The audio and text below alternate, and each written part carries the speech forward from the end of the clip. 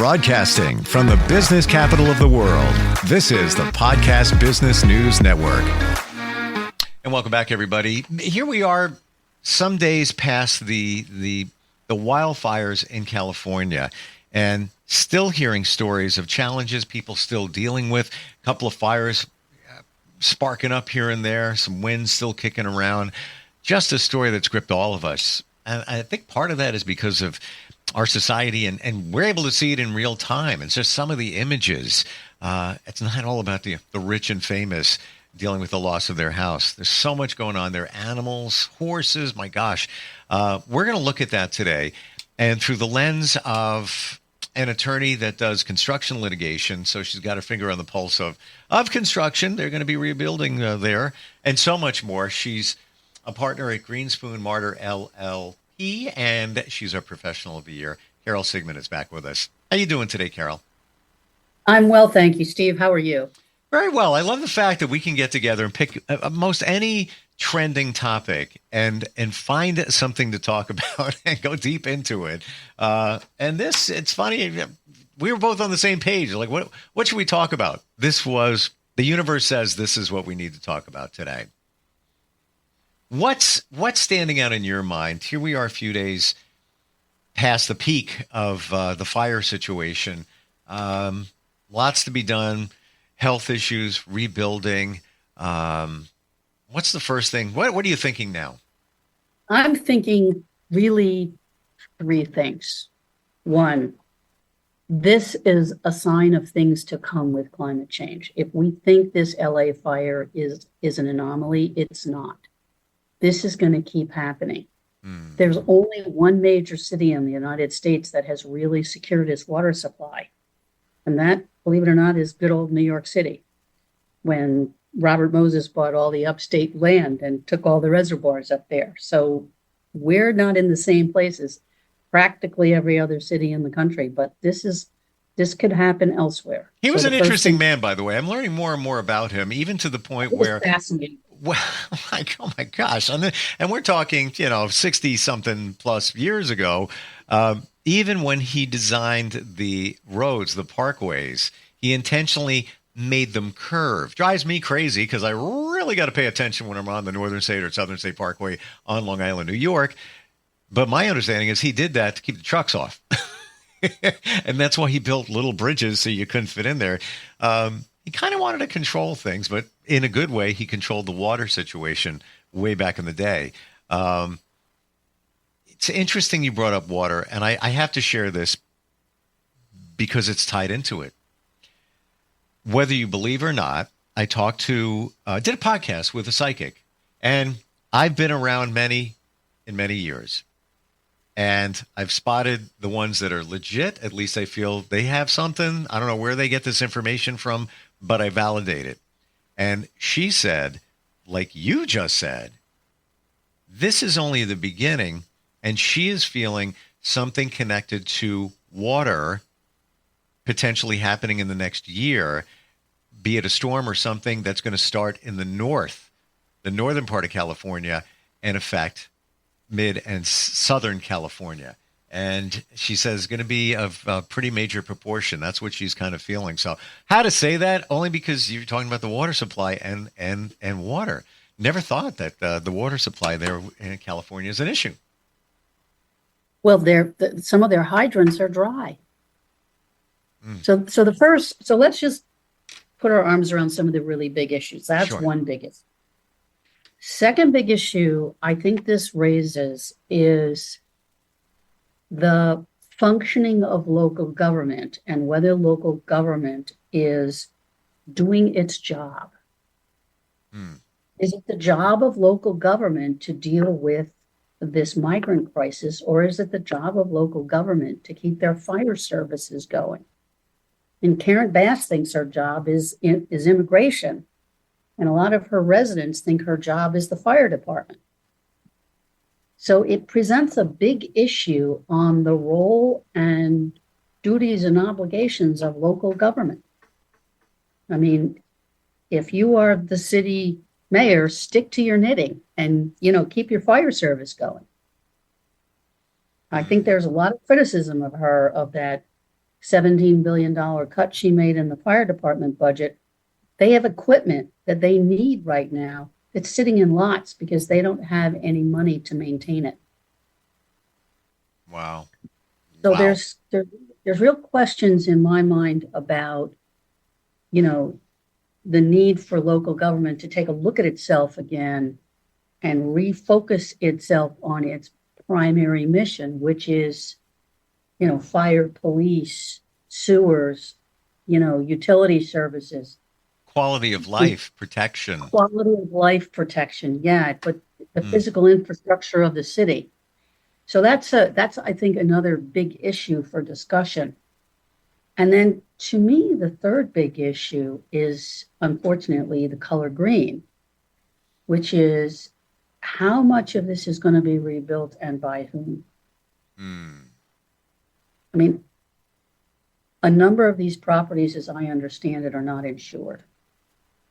40,000 acres is burned. Am I right about that? It's some huge number of acres. Yeah.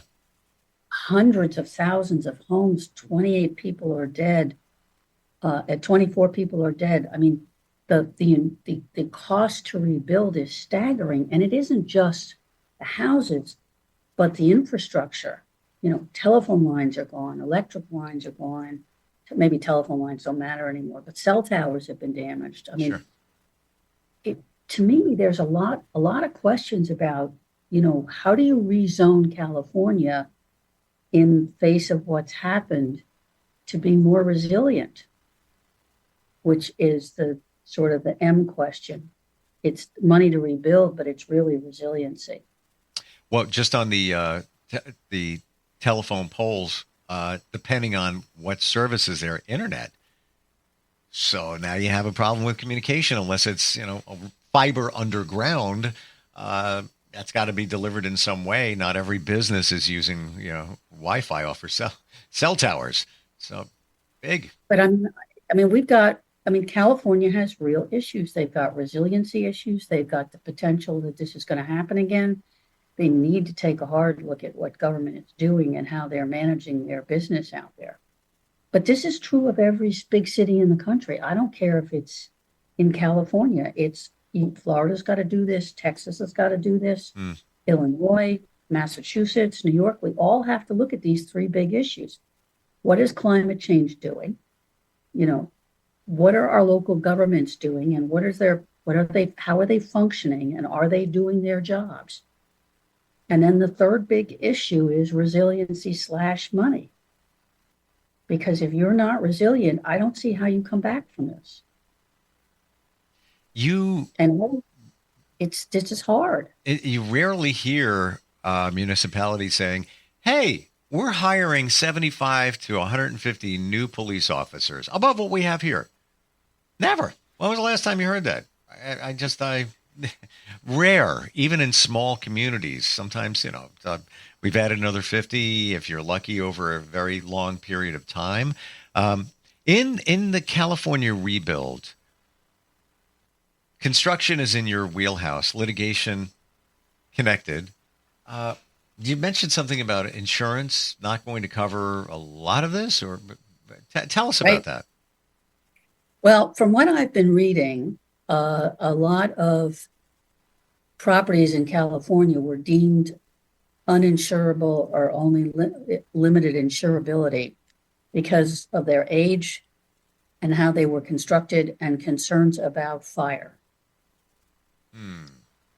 So there's a lot of limitations. I think State Farm is the big one that went in there and cut back its insurance exposure in California significantly. Wow. That's number one. Number two, does everyone have adequate insurance? Did they insure their house 40 years ago when they bought it for $40,000? Have they increased the insurance on it to replacement costs? A lot of people haven't done that. And so the payout may not be enough. Is the city going to allow the houses to be that close together? Are they going to allow wood construction, or are they going to force concrete construction? There's a picture I saw of it's a celebrity's house. He was renovating it and stopped. But it's basically a concrete structure. and it's the only thing standing. Everything that was made of wood has burned. I can't remember the name of the celebrity, but I mean, what are they going to rebuild out of? And, are they going to be allowed to be that close together? What kind of fire protections is California going to require? Are they going to require, sprinkler systems? Are they going to require, other kinds of fire suppression in single family homes? What are they going to do? I mean, this is horrible. And, the loss of life is just, I don't even know what to say. And people are losing their pets. Animals are dying, and it's very cruel. They're burning to death or dying of thirst. I mean, this is just cruel and horrible. Do you think this caught California and the rest of us by surprise? We've always, thought, well, fault line earthquakes, that's a reality. There's been some substantial wildfires, so all right, that's a concern.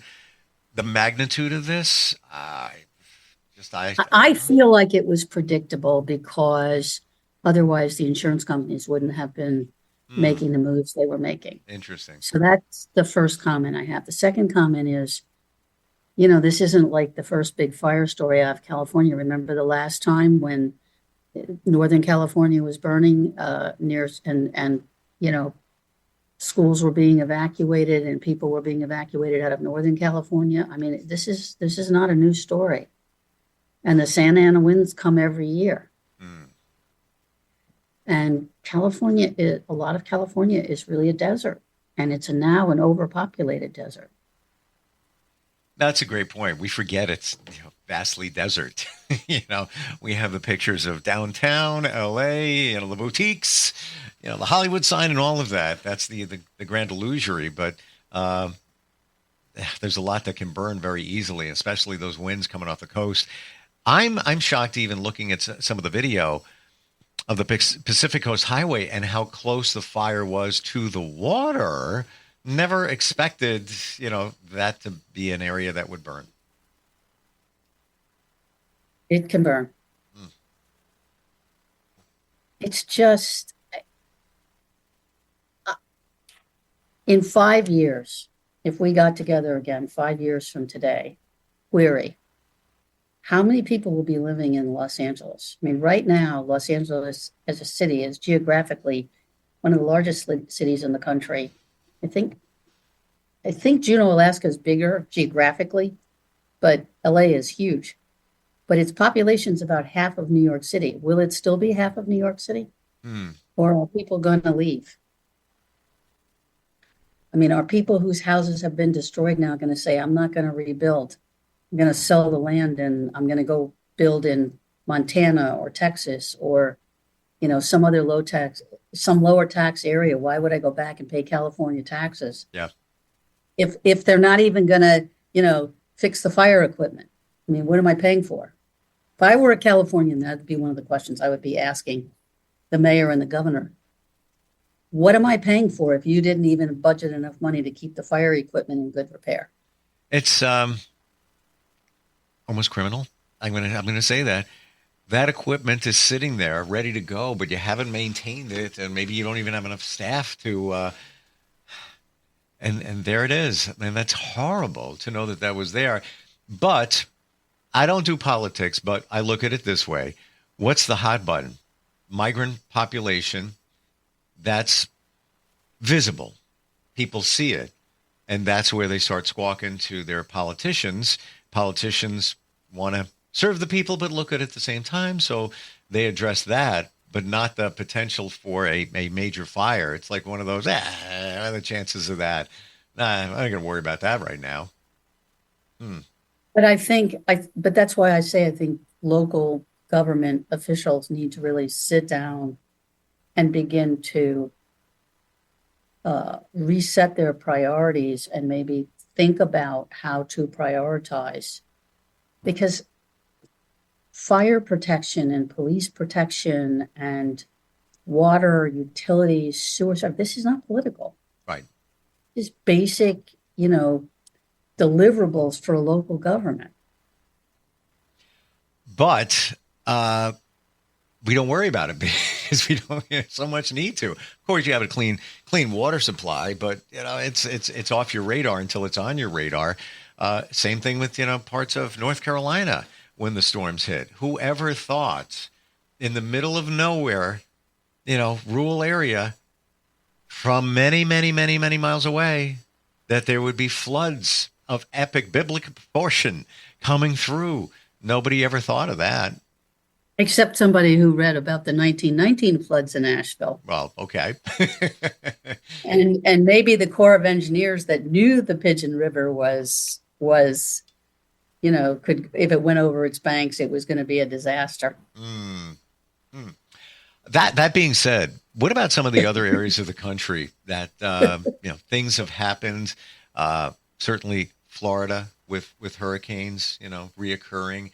Do you think that they're pretty solid in their handling from what you can see? Well, Florida has developed, I think, a very good system of evacuation. They turn all the roads around, they issue notices, the police go from door to door. I mean, there's a lot of good things in Florida about trying to get people to evacuate and get to safety. Resiliency, not so much. I mean, a lot of homes were destroyed. How much of it will be rebuilt? Hard to say. Let me give you another question. How much longer will the cities in the north, which are paying a lot of the taxes to support FEMA, how much longer do they want to continue to pay to rebuild houses in the same area over and over again? And I'm talking Houston and I'm talking Florida in particular, but not exclusively, but those are two areas.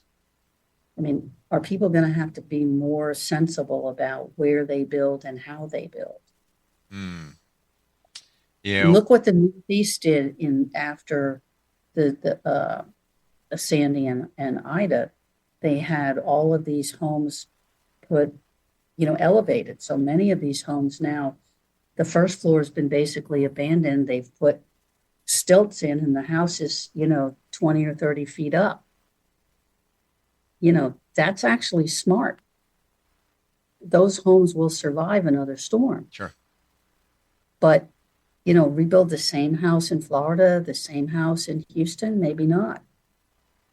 And there's a lot to think about in terms of resiliency. So when the local governments are thinking about what they're going to do, I think they also have to be thinking about real resiliency in the face of climate change, which is here. It's real.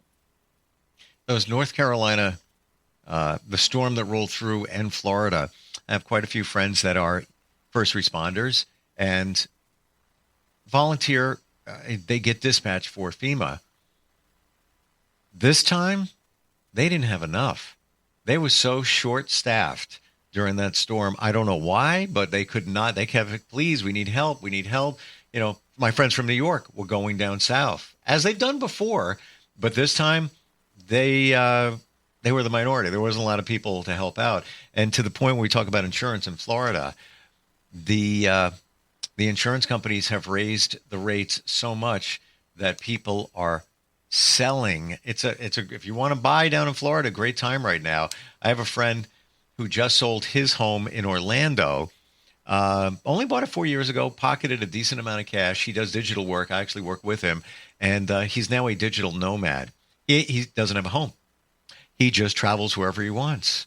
He's not married, doesn't have kids, so he can very easily. He says, it's the greatest thing. I spend less. I don't have to worry about the lawn and all of that, for my home. He just Airbnbs. He was in Egypt for 3 weeks. He's in Dominican Republic right now. Why not? Spend a month. Yeah, because you can. And then, his next, who knows? He goes back to Florida. He's got some friends there, so he'll spend 3 weeks there and then off to another spot. Why did he sell, though?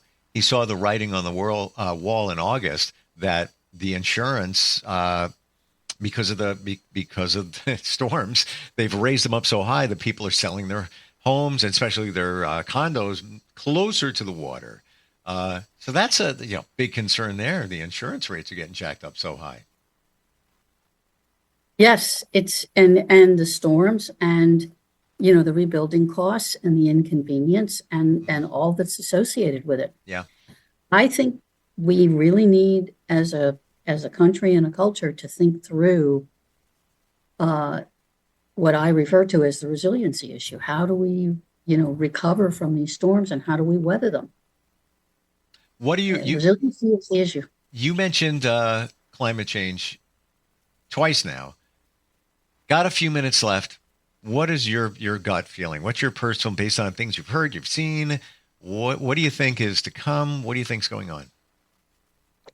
I think look, if we don't get this climate situation under control, desertification of the United States is inevitable.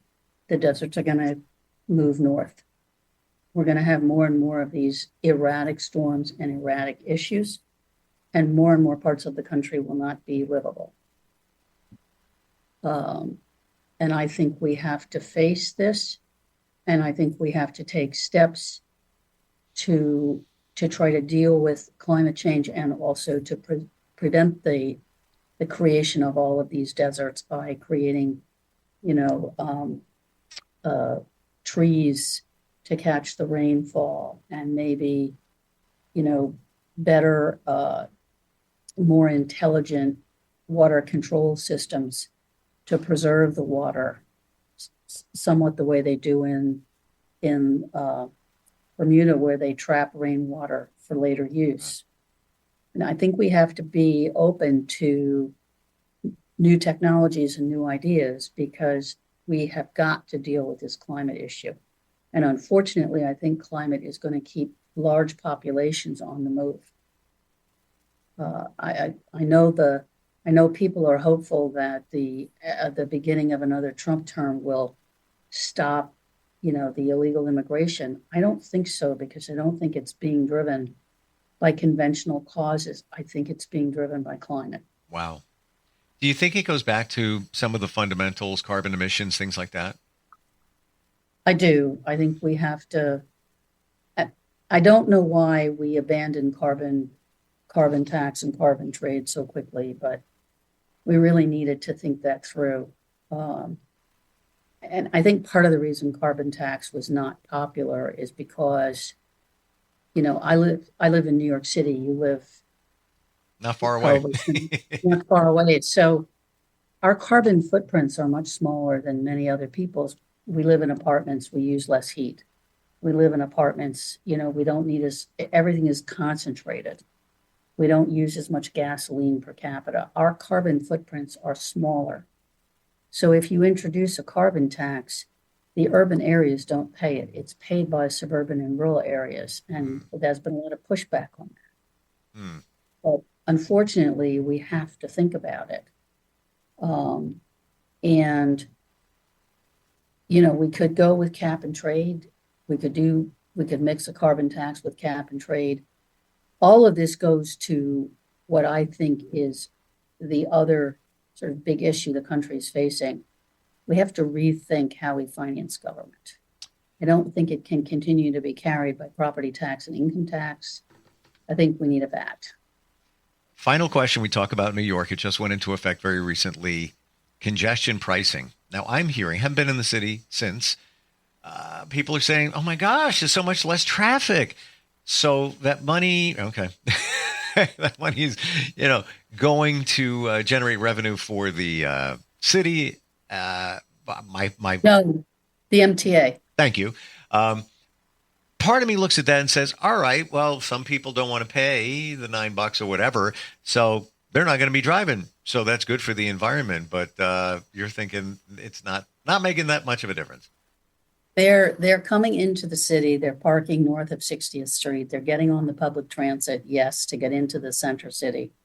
So maybe there's a little less traffic south of 60th Street. But I have to tell you, not according to my bus ride this morning on the Fifth Avenue. I mean, it was completely clogged and choked at 57th Street, and there was a string of cars, that went 5 blocks, 5 avenues. So okay. It might have been an off day. My friend had told me that, but 3 words, you would know. You're right there in the thick of it. You seem to be in the middle of everything. I'm going to say it. We talked about it last time. The United Healthcare shooting situation, that was a few hundred feet away from where you are. Yeah, less than that. Yes. Wow. Less than that. Unbelievable. Like 50 feet. Yeah, it's crazy. That's part of the joy of being in New York City is you're with the action. You're with the city that never sleeps and then some. Thank you so much for all your insight, Carol. Always great talking with you. You're really plugged into everything. In terms of litigation and then some, website is gmlaw.com. We can find you there if anybody wants to reach out. Absolutely. Excellent. Thank you so much. We'll talk soon, okay? Thank you, Steve. Appreciate Be well. Bye-bye. We'll be right back.